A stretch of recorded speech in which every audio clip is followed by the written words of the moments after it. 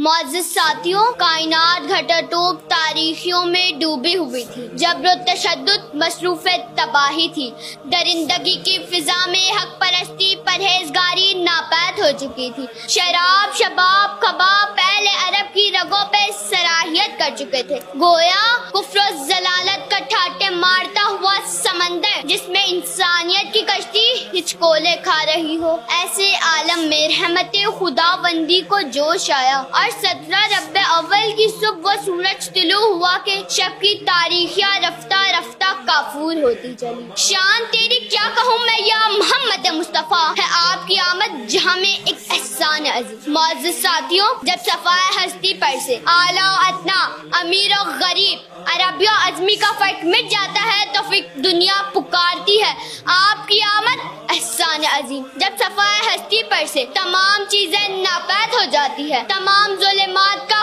خاتمہ ہو جاتا ہے تو پھر کائنات پکارتی ہے آپ کی آمد احسان عظیم۔ جب صدیوں سے پوجے جانے والے بت منہ کے بل گرتے ہیں تو پھر کعبہ پکارتا ہے آپ کی آمد احسان عظیم۔ جب صدیوں سے بنائی ہوئی رسومات سے منہ موڑ کر بیٹیوں کو عزت دی جانے لگتی ہے تو پھر قدرت پکارتی ہے آپ کی آمد احسان عظیم۔ معزز ساتھیوں، جب زمینی مخلوقات کی بشر کو آپ کی آمد کے سب سے پہلے آپ تمام حاضرین محفل کو عید میلاد النبی کی مناسبت سے عید مبارکباد پیش کرتی ہوں۔ آج مجھے جس موضوع پر لب کشائی کرنے کا موقع ملا ہے وہ ہے سیرت النبی۔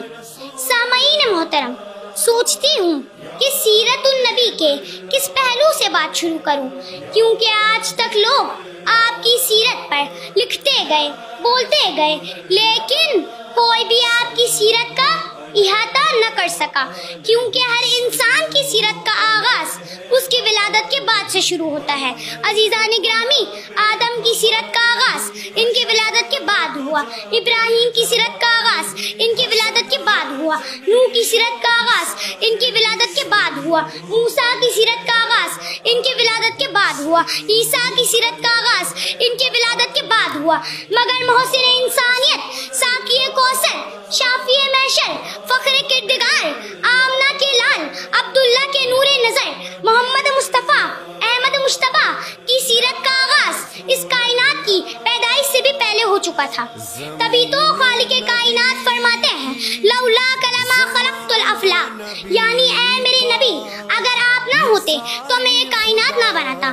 اس کائنات کا وجود میرے اور آپ کے محسن اور پوری انسانیت کے محسن کے طفیل ہے۔ تمام تعریفیں اس خدا کے لیے ہیں کہ جس نے اپنے محبوبوں کی ولادت کے نور سے اس زمانے کو منور کیا، کہ قرآن کہتا ہے کیا جاننے والے اور نہ جاننے والے برابر ہو سکتے ہیں؟ تو قرآن پھر خود جواب دیتا ہے، اللہ علم اور ایمان رکھنے والوں کے درجات کو بلند کرتا ہے۔ سامعین معزز کرام، آج کی محفل چراغوں سے زیادہ نورانی ہے، اس لیے کہ جشن ان ہستیوں کا کہ جس نے اپنی ولادت کے نور سے علم و ہدایت کے آسمان پہ 2 سورج طلوع کیے، صدر علی بکار ایک رسول خدا کہ جنہیں رحمت للعالمین کہا جاتا ہے، اور دوسرے ہیں جعفر صادق کہ جسے صادق اہل رسول کہا جاتا ہے، کہ جنہوں نے صرف علم کے اصول کو واضح نہیں کیا بلکہ اپنے ہزاروں شاگردوں کو تیار کیا۔ صدر علی بکار، اگر میں نبی کی سیرت و کردار پر بات کروں تو وہ عظیم شخصیت کہ جو شیر علم ہے، میرے نبی وہ نبی کہ جس کے نبی ہونے کی خواہش تمام انبیاء نے کی تھی، اور ہم وہ لوگ ہیں کہ ہمارے پیدا ہوتے ہی ہمارے کانوں میں اذان دی جاتی ہے، مبارک ہو تم اس نبی کی امت میں سے ہو کہ جس پر خالق دو جہاں کو بھی ناز ہے۔ صدر علی بکار، میرا آقا وہ تھے کہ جو بادشاہی میں فقیری کیا کرتے تھے، نہ سونا تھا نہ چاندنی تھی، میرا آقا تو ٹوٹی چٹائی پر بھی سلطان نظر آتے تھے، میرا آقا کی نگاہوں میں بجلی، لبوں میں تبسم اور چہرے پہ نور تھا، میرا آقا تو سادہ لباس میں بھی ذیشان نظر آتے تھے۔ صدر علی بکار، میرے نبی وہ نبی کہ جو اندھیرے کی تاریکی میں سورج بن کر چمکتے تھے، کہ حضور آئے تو اندھیرے سے اجالے میں آ گئی دنیا، حضور آئے تو اندھیرے سے اجالے میں آ گئی دنیا، سوتے ذہنوں سے زنگ اترا پوجے چہرے پہ نور آیا، حضور آئے تو لوگوں کو جینے کا شعور آیا۔ صدر علی بکار، اگر بات کی جائے صادق اہل رسول کی تو وہ عظیم ہستی کے جس نے علوم کے نئے